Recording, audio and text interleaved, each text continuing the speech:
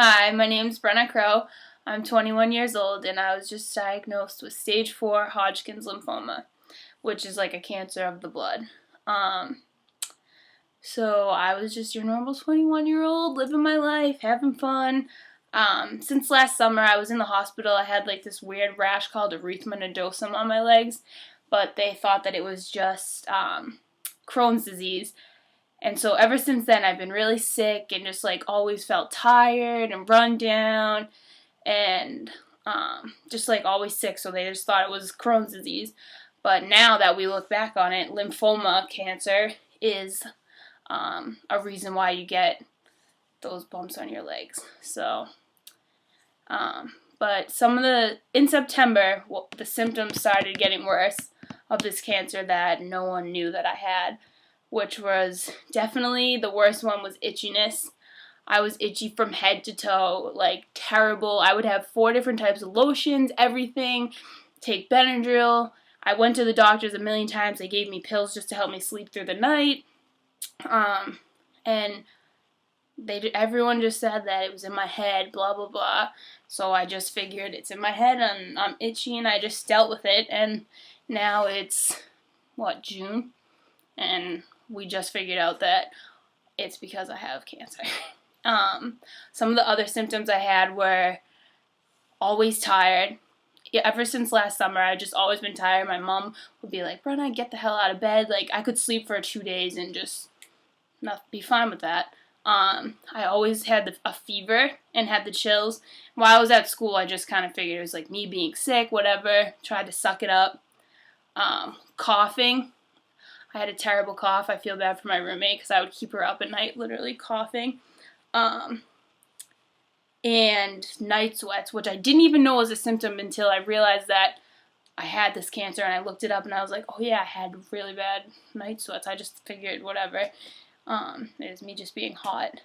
And then when I drank, my stomach always hurt so bad, and I just literally thought that it was whatever, just too much sugar in the alcohol, just kept drinking, obviously. I just turned 21 and I go to school in New York with all my friends, so I just figured that that's what that was. And the only symptom of this cancer that I do not have is weight loss. The only symptom that you'd probably want to have. So during the week when I had to get all the scans and tests done, I decided to record myself going through each one of them. So here are some of the clips that I have. So we just got to the hospital and I have to drink this delicious smoothie because I'm getting a CAT scan, and this is berry flavored and it still tastes like shit. And here's Barbara and my mom. We're eating. Well, they're eating. I can't eat anymore. And my mom made me not eat from 9 o'clock last night all the way till 12 o'clock today. Andrea loading up the dye. Here's the machine I'm about to go through. And I'm getting a scan from my head to toe. Head to toe. Cheers. I don't want you coming Ready back. to go. I don't want you coming back for nothing. Exactly. The worst part about that CAT scan is definitely drinking the stuff before. It's white and thick and whatever you're thinking that it might taste like right now, that's what it tastes like. And it's disgusting. And also the other worst part of it is when they put the heat in your vein and it makes you literally feel like you're peeing your pants. But other than that, it's not that bad. It's kind of fun going back and forth through the little tube. So me and Barbara have these things on our face. And I had to get bone marrow taken out at the doctor's today. And it was the worst pain of my entire life. And I do not recommend it to anybody. And if you don't have to get it done, don't get it done. Now I have 2 appointments tonight to get scans and pictures of my heart. Getting that bone marrow taken out has definitely been the worst pain I've felt thus far in my life. But it wasn't as bad as I thought, but it was definitely pretty bad. And it still hurts to this moment, which is a week and a half later. And I saw it after, they took like this size of a thing out of my back, I'll put a picture of the hole that is there. It's a little tiny hole, but somehow they got this huge, oh, it's disgusting. You'll see the picture. So this next video is my ride up to the PET scan. They put this stuff in your arm that makes you radioactive, so when you go through the machine, it lights up any spots of cancer or whatever, irregular stuff. It's harmless, doesn't hurt. It's pretty fun. You get to listen to music, so there's nothing to be scared about. No, I got it.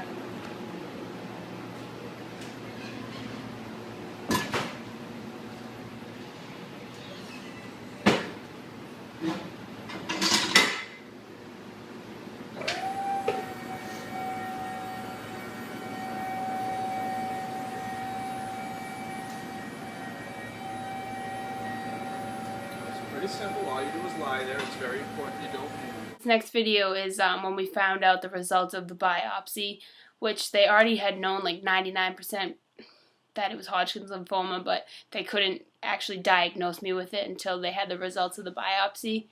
And the girl you see in that video is my good friend Barb, who is back here sleeping right now. She's going to be in a lot of my videos. She's my right-hand man. And I definitely would not be able to do any of this without her, so get used to seeing her in my fun little videos. In the waiting room now. Let's just take a look at everybody.